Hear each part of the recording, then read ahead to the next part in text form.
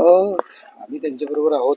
आपण नेहमीच चांगल्या माणसांबरोबर असलं पाहिजे आणि प्रत्यक्ष भेटून बोलायचं होतं त्याच्याशी, मुलाशी. त्यामुळे भेटलो, बोललो आणि न्यायाच्या गोष्टी तर होत राहतीलच, व्हायलाच पाहिजेत, लवकर होतील अशी अपेक्षा ठेवूयाच आपण. पण त्या पलीकडे आम्ही काही विचार करतोय की संतोष कसा, म्हणजे त्याचं चांगुलपण कसं टिकवायचं आणि काय संदर्भात करायचं त्याचं आत्ताच काय बोलत नाही, पण संतोष राहील आमच्या बरोबर, हे सगळ्यांबरोबर. हे प्रकरण तुम्ही ऐकलं किंवा बघितलं असेल, आज भेट पण झाली प्रत्यक्षात. तुम्ही हे सगळ्या प्रकरणाकडे कसं बघता? म्हणजे ज्या पद्धतीने घटनाक्रम झाल्यात आतापर्यंत, इथपर्यंत ते प्रकरण आले,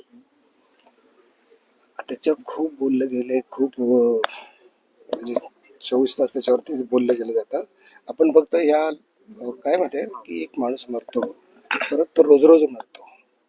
आपल्याकडे बाजूला बघितलं तर आपण एखादा माणूस मरतो, पण हा असा आत्मा आहे की तो रोज रोज मारला जातोय ना. तर तो रोज रोज जिवंत कसा राहील याचा विचार करायला पाहिजे आणि मात करून पुढे जायला पाहिजे. आणि जे काही झाले त्याला सोडण्यात काही अर्थ नाही, ते तर आपोआप होईलच आणि ते सुटलं जाणारच नाही. त्याचं लवकरात लवकर त्याचा न्याय व्हावा आणि एक त्यातून बाजूला होऊन पुढे जायला पाहिजे, बस. उद्या अजितदादा पण इथल्या दौऱ्यावर आहेत.